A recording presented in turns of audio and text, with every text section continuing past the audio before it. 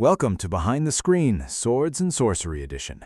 I'm Marcus, joined as always by my co-host Sarah, and Sarah, this session. I know, I don't even know where to start. I've been sitting with this one since we listened, and I still have questions. So here's the thing that keeps nagging at me. They walked into Asmodeus' palace, they had a plan, they had contingencies, and the thing that actually saved them was none of that. It was a glass marble sitting in a corner that nobody was thinking about anymore. And somehow they're all alive. And they walked out with Beatrice, which was the whole point. But the road there, the person who nearly ended them was someone they had just freed. That timing is brutal, and we absolutely need to talk about it. We do. All right, let's get into it, because this session had absolutely no right to end the way it did, and we need to talk about why. Start with Maddie, because nothing else in this session works without understanding that this group will absolutely weaponize an unconscious thief. And I mean that as the highest possible compliment. She walked up to them, stuck in the ice, completely exposed, and her first instinct was still the con. I seem to be a bit snagged at the moment, like she's at a garden party. That line, I heard that and I had to pause for a second. She has just been caught red-handed with all of their gear in hell, and she pivots immediately to, "Could you escort me to the Devil King?" That's not desperation, that's a lifestyle. And the thing is, it almost works as a strategy, if you squint at it. She's trying to reframe the entire dynamic. She's not the thief they're looking for. She's a fellow traveler with a mutual destination. Yes, completely mutual. The party was not fooled for long. Kagoon hits her for 19 force damage, and the soul's grip just shatters. Which also freed her from being grappled, by the way, so technically that blast was a rescue. The most aggressive rescue in this campaign. And then they drag her by the hair across the frozen lake of damned souls. And honestly, that's the deal she got. She stole from them in hell. The math checks out. What I love about the Maddie situation is that it seeds everything that comes after. She becomes the disguise bait for Beatrice. She becomes the thing Asmodeus heals, thinking she's his bride. She is load-bearing to the entire exit plan. They just didn't know that yet when they were snapping off her frozen hair. Which brings us to Eldermist, and I want to sit with this for a second because the timing of his betrayal is what makes it genuinely messy. Right, because he doesn't just betray them. He casts a death word on Ironok first. He hands over the world seed. He gives them the tools to survive what he is about to do to them. That's a very specific kind of treachery. It is. It reads almost like he hedged. Like maybe he wasn't entirely comfortable with the arrangement, so he stacked the deck slightly in their favor before he walked out the door. Or he needed them alive long enough for the gift to be delivered. Asmodeus doesn't want corpses. That's colder. I think that might actually be right. Either way, the party had just freed this man from the ice. He was disoriented, he was grateful, and then he said, "Asmodeus, as promised, I brought them," and stepped through a portal. The party's faces when that happened. You could hear it in the room. And the death ward pays off. Ironak goes down to 1 HP, the ward activates, and he stays in the fight long enough to matter. So there's this horrible irony where Eldermist's parting gift is the thing that keeps the plan alive after he destroys it. Which gets us to the world seed, and I cannot overstate how quietly this thing did its job. It was placed in a corner with a 4 on the sleight of hand roll. A 4! Kagan just kind of tucked it behind some ice and hoped for the best. And then for several rounds of a fight against a CR30 devil god, everyone forgot about it. Nobody was tracking it. The party was on fire. People were going unconscious. Ironak burned all his statue charges. And then the ice cracks open, and this massive, ancient entity erupts from underneath the lake and grabs Asmodeus by both arms. And he shows fear. That line, "You were the only one, the first betrayer, you are nothing," that's not flavor text. Something down there had been waiting a very long time for that moment. The glass marble in the corner did that. The glass marble in the corner did that, and the party gets to walk out while a CR30 entity settles a personal grievance. That is a plan working despite itself in the most complete way possible. What I keep coming back to is that the seed was Eldermist's contribution. The man who sold them out also handed them the exit. That's almost poetic in how messy it is. Hell being hell, I suppose. Speaking of keeping the machine running, let's talk about the person who was the machine this entire session, Aranak. And I want to be specific about what we mean, because it's easy to just say, the cleric did cleric things. That's not what happened here. What happened here was a set of decisions made under pressure that required a very particular kind of discipline. Right, because when you are at 1 HP, standing in the same room as a CR30 entity who just dropped you to 1 HP, the correct survival instinct is to run. That is the obvious move. That is what your body tells you to do. And Aranak did not do that. He did not do that. He stopped. He cast healing at 1 HP. And the question I keep coming back to is, was that reckless, or was that actually the most lucid read of the situation in that moment? I come down pretty firmly on the second one, and here's why. He wasn't just keeping himself alive, he was keeping the machine functional.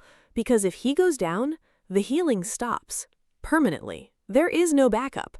Everyone else had already burned through their resources getting to that point. That's the thing that I think is easy to miss when you're listening to this in real time. The party's reserves were essentially gone. Kagun is at 14 health and falling. Indigo had just been brought back from being downed. The group was not in a position where losing Aranak was a recoverable situation. And he knew that. That's the part that I think deserves real recognition. It wasn't panic healing. It was a calculated read that said, I am the reason this group survives the next 30 seconds. And if I run right now, they don't. And then, the 4 statue charges. Yeah, 49 health in one move on a downed Indigo. I have to be honest, when I heard that number, I had to go back and double check because it sounded like a mistake. 4 charges all burned at once, delivering 49 points of healing to one target? That is not a resource-efficient decision in a normal combat scenario. No, it absolutely is not. In almost any other situation, you could make a case for spreading it out, conserving charges, using it incrementally. But Aranak looked at Indigo flat on the ground with a CR30 devil about to take another legendary action and said, nope, all of it right now. And the reason that matters beyond just the number is that Indigo still had to physically get to the portal after that. You need enough health to survive an opportunity attack, to disengage, to move across difficult terrain. Giving her 20 points to limp out would not have worked. Giving her 49 gave her actual options. That's the part that I think a lot of people overlook. It's not just heal the person, it's healing them enough that the healing is actually meaningful. There's a version of this where you burn 2 charges, they get back up, they take a hit moving toward the door, and they go back down. Aranak went all the way, because half measures in that room were death sentences. And he was at 1 HP the entire time he was making these calls. I keep coming back to that. 1 health point. The death word from earlier saved him when the math caught up. Without that, the whole sequence unraveled. But that's also worth noting because the death ward was from Eldermist, the person who then immediately betrayed them. There's something deeply ironic about the fact that the traitor's parting gift is what kept the healer standing long enough to save everyone else. That is either the best or worst kind of irony, depending on how you feel about Eldermist right now. Probably both. But the point is, Aranak used every tool available to him in the right order, at the right time, under the worst possible pressure. That's not luck. That's someone who understands exactly what their character is for and refuses to waste a single round not doing it. And that gap between the plan and the reality is worth sitting with for a second, because when you actually map out what they were trying to do, it was a lot. Disguise Maddie as Beatrice, used Eldermist as a distraction, plant the world seed under the throne, swap the real Beatrice out, broker a deal to get through the portal. That's not a plan. That's a 5-course meal they were trying to cook simultaneously in a burning kitchen. And they burned 5 of those courses completely. Like, Eldermist turned on them, the Beatrice swap barely happened in time, the broking a deal part evaporated the second Asmodeus froze everyone to the floor. But that seed, that little glass marble that Kagan quietly pressed into the corner while the room was already on fire. Nobody was talking about it. They dropped it, the fight started, and for several rounds it just sat there. At one point, I think the conversation shifted entirely to whether Irenic could throw a scroll to someone. The world seed was not on anyone's mind. Which is exactly what made it work, right? There's something almost poetic about it. The thing they stopped worrying about was the only thing that needed no worrying. It just needed time. I keep going back and forth on whether that's luck or something else. Because on one hand, the party didn't plant it strategically. Kagan rolled a 4 on sleight of hand. It was messy. On the other hand, they planted it at all, which means somewhere in the chaos, someone made a decision that turned out to be load-bearing for the entire escape. Right. And I think that's the more interesting question. Is this party good at planting seeds they forget about, or are they just surviving long enough for their earlier decisions to pay off? Because if you look back at even this session, the death ward on Irenic was the same thing. Eldermist cast it and walked out the door 10 minutes later. But that ward is what kept Irenic standing when Asmodeus swung at him. 2 pieces of the plan that were planted by someone who then betrayed them. Which somehow makes it worse and more impressive at the same time.